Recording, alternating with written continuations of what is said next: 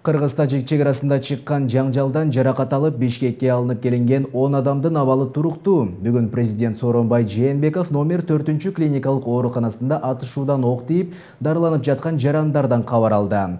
Бишкек травматология жана ортопедия илимий изилдөө борборунун директору Сабырбек Жумабеков жабыркагандардын абалы жана аларга көрсөтүлүп жаткан медициналык жардам тууралуу айтып берди. Белгилей кетсек, жаракат алгандар кечээ 17 сентябрда аскердик транспорттук учак менен Бишкек шаарына толук дарыланууга жеткирилген болчу. Бейтаптардын абалы туурасында кесиптешим Жазгүл Жекшенова сөз кылат. Атасы, баласы. Борборго жеткирилгендердин 5-өө аскер кызматкери болсо, 5-өө жергиликтүү тургундар. Алардын арасында 14 жаштагы өспүрүм дагы бар. Бейтаптардын абалын сурап кабар алганы келген президент Сооронбай Жээнбековго борбордун директору Сабырбек Жумабеков жабыркагандарга көрсөтүлүп жаткан медициналык жардам тууралуу айтып берди. Айтымында учурда 3-өө реанимация бөлүмүндө болсо, калгандары жалпы палатада дарыланып жатышат. Күнү-түнү дарыгерлердин көзөмөлүндө болгон бейтаптар дары-дармектер менен толук камсыздалган. Бардыгында ошол ок менен жаракат алышкан. Көбүндө ошол октор денесинде калып калган. Биз буларды пландык түрдө эртеңден баштап операция жасап, жанагы окторду мойнунан, денесинен, омурткасынан, жан башынан, колунан алабыз да. Бир жаракатыбыздын аскер кызматкери колуна ок тийип, сөөктөрүн бардыгын талкалап кеткен экен. Ошол сөөктөрдү дагы биз чогултуп ордуна коебуз. Бүгүнкү күндө дары-дармектердин баары жетиштүү.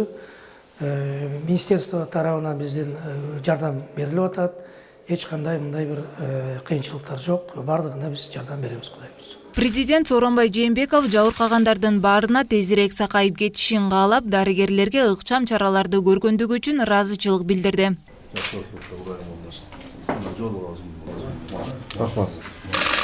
Ошондой эле өлкө башчысы тиешелүү мамлекеттик органдар тарабынан баардык керектүү жардамдар берилерин баса белгиледи. Ал ошондой эле жабыркагандардын туугандары менен да баарлашты.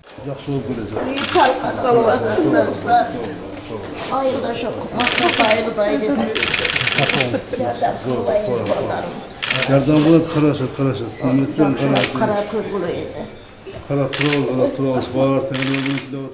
Ал эми жаракат алган дагы 3өөнүн абалы оор болгондугуна байланыштуу Лейлектин аймактык ооруканасында дарылоо чечими кабыл алынган. Саламаттык сактоо министри Космосбек Чолпонбаев алардын абалы бир аз жакшырганда дарылоосун Бишкектен улантат деди. 3 жараныбыз азыр Лейлекте.